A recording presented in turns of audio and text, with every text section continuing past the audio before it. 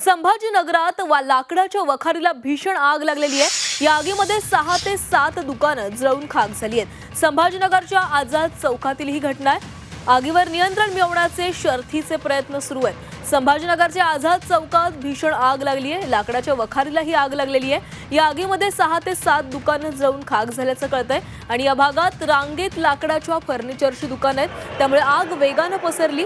दरम्यान अग्निशमन दल घटनास्थळी दाखल झालं असून आगीवर नियंत्रण मिळवण्याचे प्रयत्न सुरू आहेत। तर या आगीमुळे मोठं नुकसान झालेलं आहे। 6 ते 7 दुकानं जळून खाक झाली आहेत आणि या संदर्भात अधिकची माहिती घेणार आहोत आमचे प्रतिनिधी विशाल करोळे यांच्याकडनं। विशाल, आझाद चौकातील ही घटना आहे। जवळपास 6 ते 7 दुकानं जळून खाक झाले। सध्या काय परिस्थिती आहे? अजूनही आग विझवण्याचा प्रयत्न सुरू आहे। आगीवर काही प्रमाणात नियंत्रण मिळवलेलं आहे, मात्र अजूनही पूर्ण आग विझलेली नाही। महत्त्वाचं म्हणजे आझाद चौकात जुनं फर्निचर विकलं जातं आणि सोबतच तिथे रांगेत 6 ते 7 लाकडाची दुकानं आहे, एक लाकडाची वखार आहे।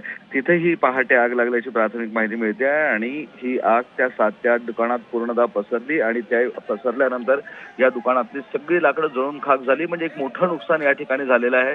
आता आगीवर काही प्रमाणात नियंत्रण मिळवण्यात आलं आहे, मात्र किमान लाखो रुपयांचं नुकसान झाल्याचं स्थानिक व्यापारी सांगतायत। महत्त्वाचं म्हणजे या आगीत कुठलीही जीवितहानी झाली नाही।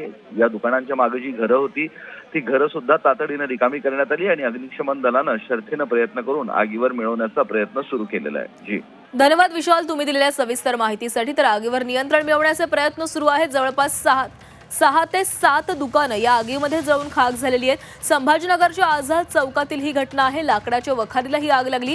एका रांगेमध्ये अनेक दुकानं असल्यानं ही आग वेगानं पसरली। आता या ठिकाणी अग्निशमन दल देखील दाखल झालेलं आहे। आपण एका बाजूला दृश्य बघतोय ज्यावेळेस ही आग लागलेली होती आणि त्यानंतर आता अग्निशमन दल या ठिकाणी आलेलं आहे आणि आगीवर नियंत्रण मिळवण्याचे शर्थीचे प्रयत्न सुरू आहेत। तसंच स्थानिकांची देखील मदत घेतली जाते ही आग विझवण्यासाठी। आग मोठ्या प्रमाणात असल्यानं ही आग लवकरात लवकर विझवण्याचं अग्निशमन दलासमोर देखील मोठं आव्हान आहे।